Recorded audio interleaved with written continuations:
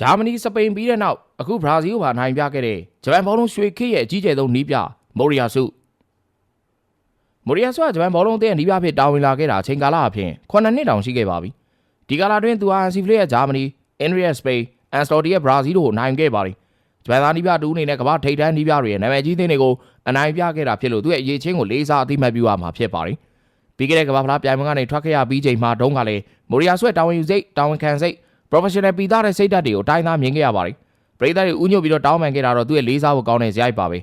ဂျပန်တို့ဆိုးရွားပုံစံနဲ့ထွက်ခဲ့တာမဟုတ်ပေမဲ့သူကဒါတွေအားလုံးကသူ့မှာတာဝန်ရှိတယ်ဆိုပြီးတော့တောင်းပန်ခဲ့တာဖြစ်ပါတယ်မိုရီယာစုကဂျပန်ဘောလုံးအသင်းမှာကစားမပေးစတင်ခဲ့ပြီးနှစ်ပေါင်း16နှစ်ကြာ professional ကစားမဘဝကိုဖျက်ဆီးခဲ့သူဖြစ်ပါတယ်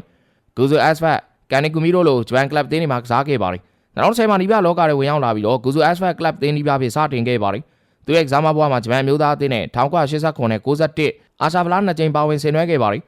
2018ခုနှစ်ဩဂတ်စ်လမှာဟာဂျီမိုရီယာစုကိုဂျပန်ဘောလုံးအသင်းရဲ့နီးပြဖြစ်တဲ့ဂျပန်ဘောလုံးဖွဲ့ချုပ်ကခန့်ခဲ့ပါတယ်ဂူဇိုမိုရီယာစုတယောက်ဂျပန်လက်ဝဲချင်းအသင်းရဲ့နီးပြဖြစ်လာခဲ့တာအချိန်9နှစ်ရှိလာပါပြီအားလုံးပဲမင်္ဂလာပါခင်ဗျာ Wine Sport ကနေကြိုဆိုလိုက်ပါတယ်iPad 989နဲ့ 5 Mix ကစားလို့တယ်ဆိုရင်တော့ Viber နံပါတ်39 454 569 465ကိုဆက်သွယ်လိုက်ပါသူခန့်ချိန်ပါဂျပန်အသင်းကကမ္ဘာဖလား2018မှာအုပ်စုဆင်းကနေပဲထွက်ခဲ့ရမလို့စိန်ခေါ်မှုအကြီးမားခဲ့ပါတယ်ဒါပေမဲ့မိုရီယာစုရဲ့စိတ်ဓာတ်ပြင်းပြမှုနဲ့စီလုံးညွှန်းမှုဦးစားပေးတဲ့နီးပြဟာဂျပန်ကိုကမ္ဘာထိပ်တန်းအဆင့်ကိုမြင့်တင်ပေးခဲ့ပါတယ်ဒိုရဲသူရဲ့နီးပြခီးစဉ်စတင်မှုဟာဂျပန်ဘောလုံးရဲ့သမိုင်းလျှောက်အကောင်းဆုံးလေပြောင်းတစ်ခုဖြစ်လာခဲ့ပါတယ်မိုရီယာစုကဂျပန်ယဉ်ကျေးမှုနဲ့ဘောလုံးပေါင်းဆက်ပြီးတော့ဇာမရီရဲ့စီလုံးလုံးညီညွတ်ရရှိတဲ့စိတ်ဓာတ်ကိုဦးစားပေးတဲ့နီးပြတူပါ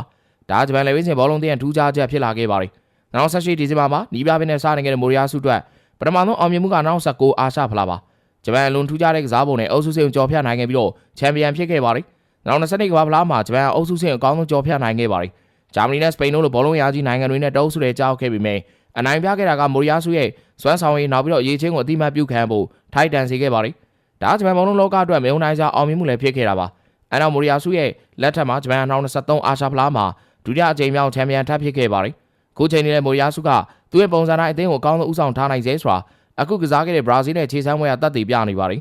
ဒီပွဲမှာဂျပန်ကဘရာဇီးကို2-0နဲ့ရှုံးနေခဲ့ရကနေစိတ်သက်ကောင်းကောင်းနီးစတင်ပိုင်းပြောင်းလဲမှုကောင်းကောင်းနဲ့အကောင်းဆုံးကမ်းဘက်ပြန်လာနိုင်ခဲ့ပြီးတော့ပွဲပြီးမှ3-2နဲ့နိုင်ရရှိခဲ့ပါတယ်